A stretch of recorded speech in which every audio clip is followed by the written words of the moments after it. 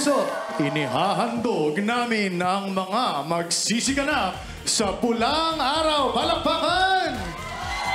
Yes! Welcome back to AOS, Sanya, David, Barbie, and Alden. Thank you. We're so happy to see you here, everyone. Thank you. Hello mga kaayos! Sunod-sunod ang mga patikim nyo with the trailers and photos and it's simply amazing. Pero oras na para mas makilala pa ng mga kapuso ang pulang araw. So guys, pakilala nyo naman sa amin ang mga tauhan o karakter na bibigyan nyo ng buhay sa pulang araw.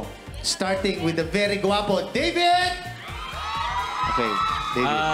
Ako nga si David Licauco and I'll be playing the role of Hiroshi Tanaka.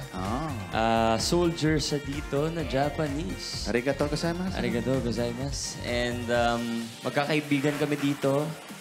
Sabay-sabay kaming lumaki at pumunta ako ng Japan pagbalik ko dito. Nakita ko ulit sila at na-in-love ko kay Adelina. Ay!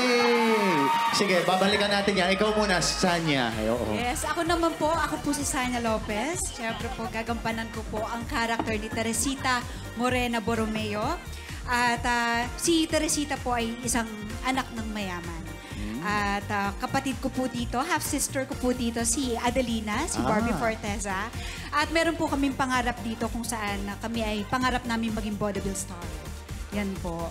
At nung naibigay sa amin yon sa kasamaang palad, ay dumating sa atin ang World War II. Ayun na. Doon na naramdaman. At dito, yung wala ka ng sinisino-sino, wala ng mayaman, wala ng mahirap, kung bakit, yun ang naging dahilan kung bakit naging comfort woman si Teresita. Grabe, excited kaming makita ang art na yan. Art! Okay. Arko! Oo.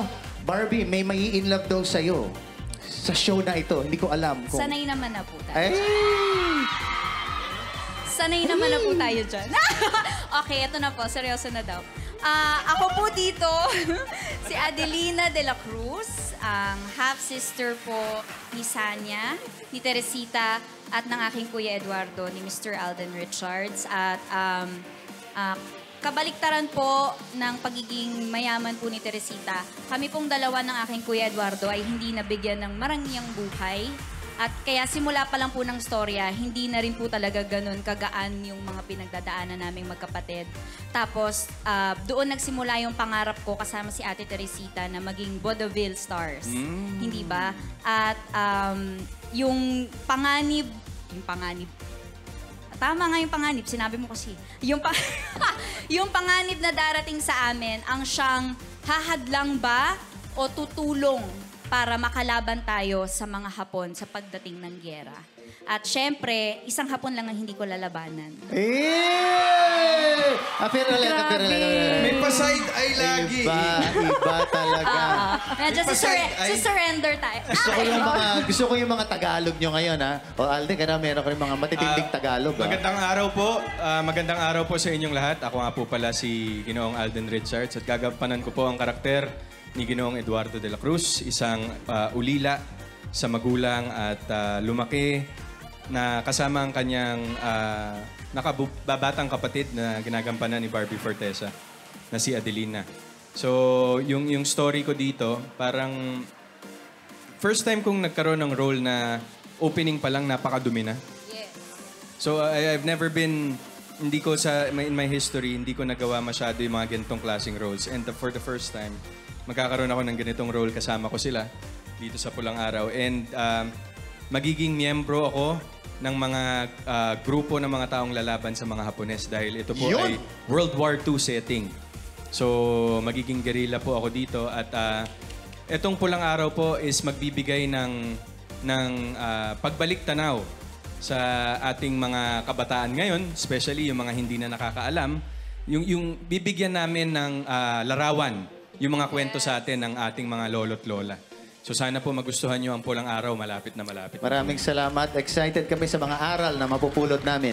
Of course, and katulad nga na sinabi ni Alden, no, magkakaroon ng imagery ba? Or magkakaroon ng visuals, yung mga nangyari noong kasaysayan natin, no? Maraming salamat, cast ng Pulang Araw. Paki-promote ulit. Napakagandang dilag at Ginoo. Yan, mga kaayos, iniimbitahan po namin kayong lahat na sana po ay panoorin ang panibagong likha ng GMA7. Ito po ay proudly made ng GMA7 sa likha ni Miss Suzette Doctolero at sa direksyon po ni Dominic Zapata, Pulang Araw. Sabay-sabay po nating tunghayan ang mga pangyayari sa panahong 1940s kung saan wala tayong kamalay-malay kung ano ang mga naganap at mga paghihirap ng ating mga kababayan. At sabay-sabay po tayong lumaban at lumaban para sa bayan this coming July 29. Mapapanood nyo na po kami sa GMA and meron po kaming advanced screening July 26 on Netflix naman po. Wow! Yeah. Pulang araw. Let's go. Congratulations!